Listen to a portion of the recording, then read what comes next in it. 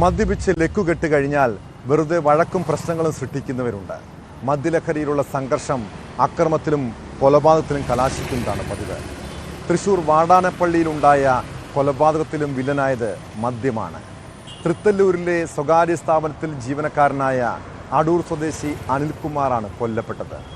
കേസിൽ സുഹൃത്ത് കാഞ്ഞിരപ്പള്ളി സ്വദേശി സാജൻ എന്ന ഷാജു ചാക്കോയെ പോലീസ് കസ്റ്റഡിയിലെടുത്തു.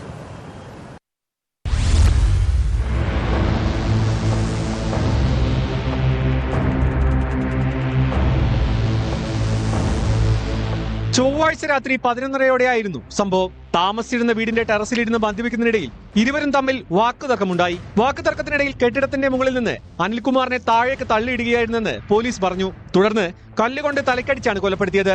ഷാജു ചാക്കോ തന്നെയാണ് ഇരുവരും ജോലി ചെയ്യുന്ന സ്ഥാപനത്തിന്റെ ഉടമയെ വിവരം അറിയിച്ചത്.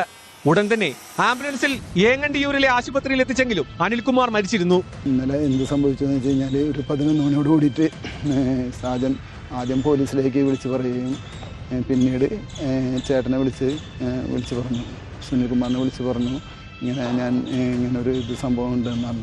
അപ്പോൾ തന്നെ വിശ്വസിക്കാൻ കഴിഞ്ഞില്ല. ചേട്ടൻ ഉടനെ പോലീസിലേക്ക് അറിയിച്ചു, ഇങ്ങനെ നമ്മുടെ തൊഴിലാളികൾ താമസിക്കുന്നിടത്തു നിന്ന് ഇങ്ങനൊരു കോൾ വന്നിട്ടുണ്ട് ഇങ്ങനെ എന്ന് പറഞ്ഞിട്ട്.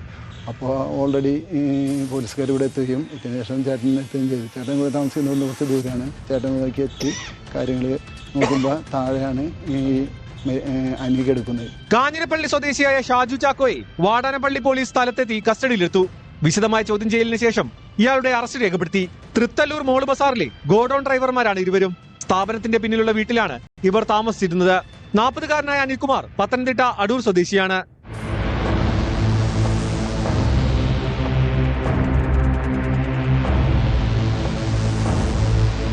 ന്യൂസ് 18 തൃശൂർ.